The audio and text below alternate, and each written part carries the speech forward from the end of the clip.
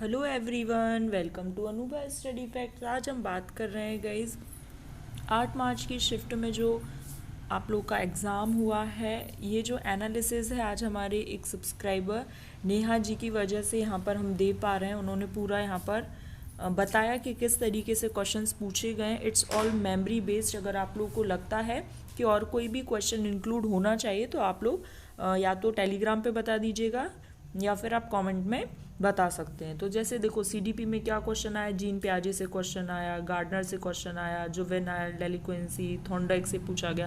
अब थॉर्नडाइक पर डायरेक्टली नहीं पूछा गया, लॉज बताए गए, मतलब एक स्टेटमेंट दे दिया, फिर बताया गया कि कौन सा लॉ इसमें लगता है। लर्निंग डिसेबिलिटी पर है, एनसीएफ पर क्वेश्चन है, हेरिडिटी से रिलेटेड क्वेश्चन है।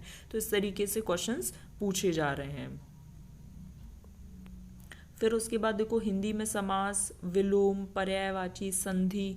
तो अब जैसे एक शिफ्ट में आपसे अलंकार भी पूछ लिया गया था, फिर छंद वगैरह भी पूछ लिए गए थे।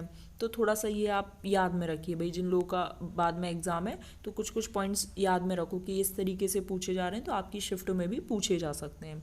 इंग्लिश में देखो मैंने आपको पहले कल ही बताया था, कल की शिफ्ट में क्योंकि ग्रामर पूछी गई थी 3 से 4 नंबर की अलग से, मतलब जो आपकी पैसेज में होती है ना उससे भी अलग से पूछी गई थी। तो देखो आज यहाँ पर भी पूछा गया, ये एडजेक्टिव हुआ, linking verb, preposition, article, conjunctions, तो इस तरीके से भी पूछे जा रहे हैं। तो आप लोग को प्रिपेयर रहना है।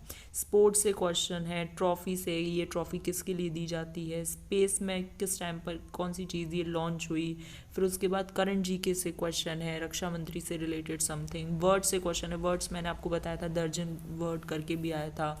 कांटों में जो अपना घोंसला बनाता है उससे क्वेश्चन है। तो इस तरीके से देखो क्वेश्चन आ रहा है। स्क्वायर रूट से क्वेश्चन है, डिविजिबिलिटी से बहुत ज़्यादा क्वेश्चन है, एज से, रेशियो से 1 2 1 2 है, सिंप्लीफिकेशन से 4 से 5 पहले 7 मार्च में भी आए थे, तो सिंप्लीफिकेशन से आज भी आए, स्क्वायर से भी आया, फ्रैक्शन से अच्छे खासे क्वेश्चन है, टाइम एंड वर्क से है। 7 मार्च को आपका फैक्टराइजेशन भी आया था। तो ऐसे टॉपिक्स आप नोट डाउन करते जाओ कि भाई जिनका बिल्कुल लास्ट टाइम पे है या जिनका मतलब 12 13 तारीख के बाद से भी है, तो ये सारे आप एनालिसिस देखो बिल्कुल ध्यान से कि कौन से क्वेश्चंस बार बार पूछे जा रहे हैं, कौन से टॉपिक्स ऐसे हैं जो बार बार रिपीट हो रहे हैं।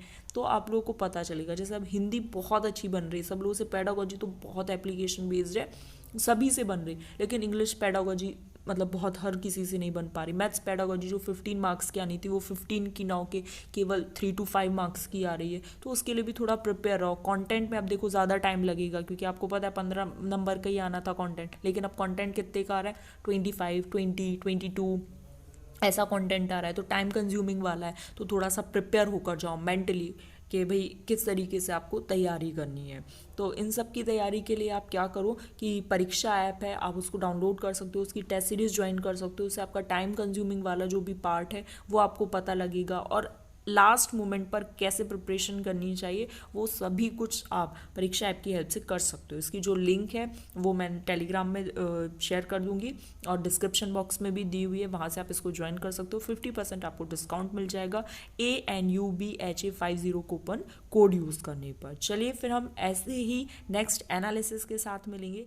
Thanks for watching this.